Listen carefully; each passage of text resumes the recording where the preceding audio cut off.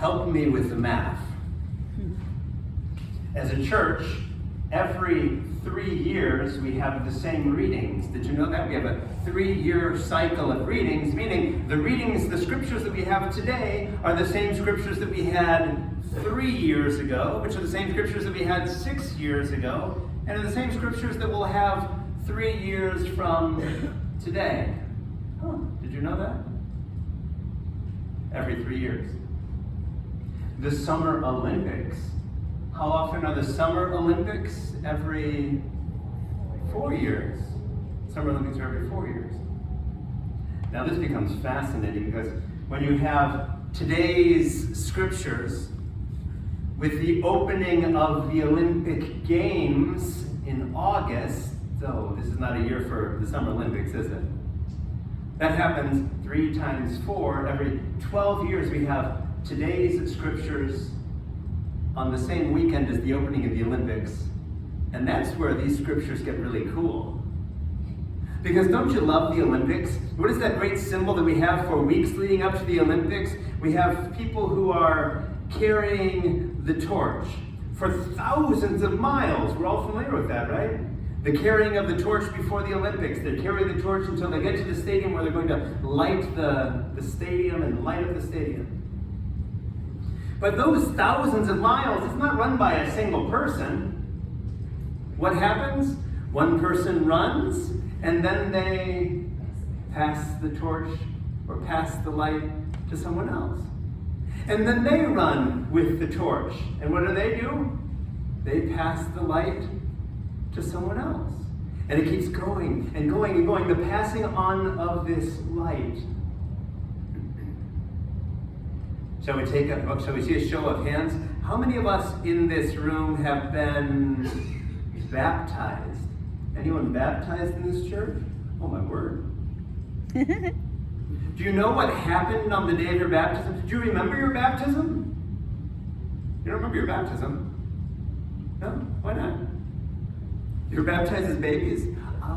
Well, let me tell you what happened on the day of your baptism. On the day of your baptism, your parents and godparents likely had a candle, and they likely lit that candle from the Paschal candle, which is a symbol of Christ's light, and they held that candle during your baptism. Think about this for a moment. When they were baptized, their parents and godparents held the candle for them. And when their parents and godparents were baptized, someone held a candle for them. This light of Christ is something, is something that we keep passing from generation to generation. Amen? For those of you who've been baptized, how many of you are parents or godparents?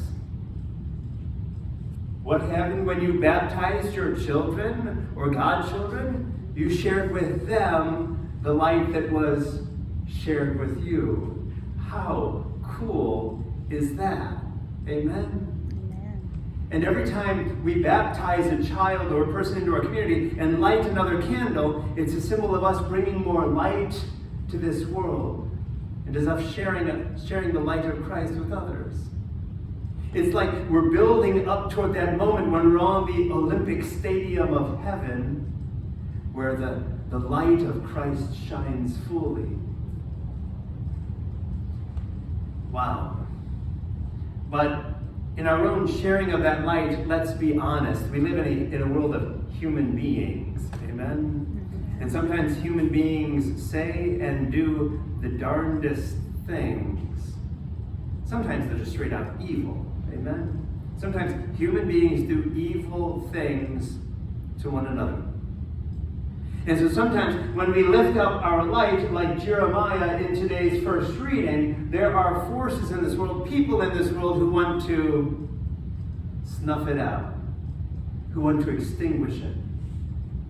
Which is why I love the symbolism in today's first reading. Because when they wanted to kill Jeremiah, how did they try to kill him? It wasn't by putting him on a cross and holding him high.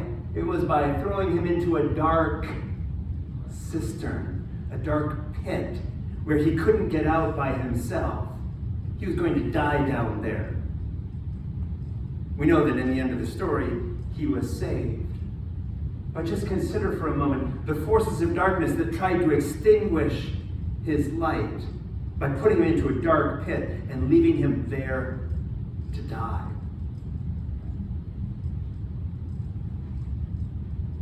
In today's second reading, in the letter to the Hebrews, we have the story of how it was that some people tried to extinguish Christ's light, Jesus' light too.